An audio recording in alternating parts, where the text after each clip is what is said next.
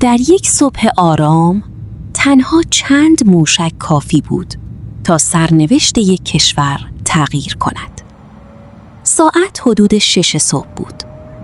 جنگنده ها از باند پرواز بلند شدند، مأموریتی که می توانست تاریخ منطقه را برای همیشه تغییر دهد. چند ساعت بعد انفجارهای مهیب در قلب تهران گزارش شد و از همان لحظه جهان وارد مرحله‌ای تازه از تنش شد. برای درک این اتفاقات باید به چند دهه قبل بازگردیم. تا سال 1979 ایران تحت حکومت محمد رضا شاه اداره می‌شد. حکومتی که روابط نزدیکی با ایالات متحده داشت. اما با وقوع انقلاب ایران، نظام سیاسی کشور به طور کامل تغییر کرد. روح الله خمینی قدرت را در دست گرفت و جمهوری اسلامی تأسیس شد. در این دوران روابط ایران با آمریکا و اسرائیل به سرعت رو به تیرگی رفت. ایالات متحده و اسرائیل به عنوان دشمنان اصلی معرفی شدند و این تقابل به یکی از محورهای اصلی سیاست منطقه‌ای تبدیل شد. در سال 1989 پس از درگذشت بنیانگذار جمهوری اسلامی، رهبری کشور به فردی دیگر سپرده شد و ساختار قدرت وارد مرحله تازه‌ای شد.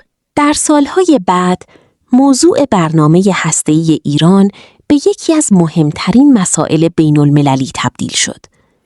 در سال 2002 گزارش‌هایی منتشر شد که از فعالیت‌های هسته‌ای مخفی خبر می‌داد.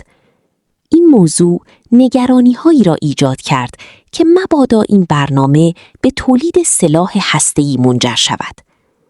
ایران بارها اعلام کرد که هدف برنامه هسته‌ای استفاده صلح آمیز است. با این حال، تحریم‌های اقتصادی یکی پس از دیگری اعمال شد. در سال 2015 پس از سالها مذاکره، توافقی میان ایران و قدرت‌های جهانی امضا شد که هدف آن محدود کردن برنامه هسته‌ای بود. اما در سال 2018 ایالات متحده از این توافق خارج شد و تنش‌ها دوباره افزایش یافت. در سالهای اخیر گزارش‌هایی از حملات هدفمند به تأسیسات و زیرساخت‌های حساس منتشر شد. در یکی از این سناریوها گفته شد مجموعه‌ای از حملات هوایی به مراکز مهم نظامی و دولتی صورت گرفته است. تصاویر ماهواره‌ای از آسیب‌های گسترده به ساختمان‌ها خبر می‌دادند. همزمان سامانه‌های دفاعی در مناطق مختلف هدف قرار گرفتند و موجی از حملات متقابل آغاز شد. در برخی گزارش‌ها آمده است که این حملات در چند مرحله اجرا شده اند و ده‌ها هدف مختلف در نقاط گوناگون مورد اصابت قرار گرفتند. پس از این حملات، پاسخ‌های نظامی نیز آغاز شد. موشک‌ها و پهپادها به سمت اهداف مختلف در منطقه شلیک شدند. در برخی کشورها، سامانه‌های دفاعی فعال شدند و تلاش کردند تهدیدها را خنثی کنند. در این میان برخی فرودگاه‌ها و پایگاه‌ها مورد تهدید قرار گرفتند و وضعیت امنیتی در بسیاری از مناطق به حالت آماده باش درآمد. در همان زمان گزارش‌هایی از خسارات انسانی در نقاط مختلف منتشر شد. با این حال آمار دقیق تلفات در بسیاری از موارد نامشخص باقی ماند. با گسترش درگیری‌ها، بازارهای جهانی نیز واکنش نشان دادند. قیمت نفت به سرعت افزایش یافت و نگرانی‌ها درباره بحران انرژی شدت گرفت. کارشناسان هشدار دادند که ادامه این روند می‌تواند اقتصاد جهانی را تحت فشار قرار دهد. در بسیاری از کشورها اعتراضهایی شکل گرفت. برخی علیه جنگ و برخی علیه سیاست‌های منطقه‌ای موضع گیری کردند.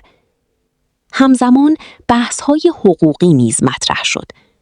برخی تحلیلگران این اقدامات را نوعی جنگ پیشگیرانه دانستند، در حالی که دیگران آن را اقدامی ضروری توصیف کردند.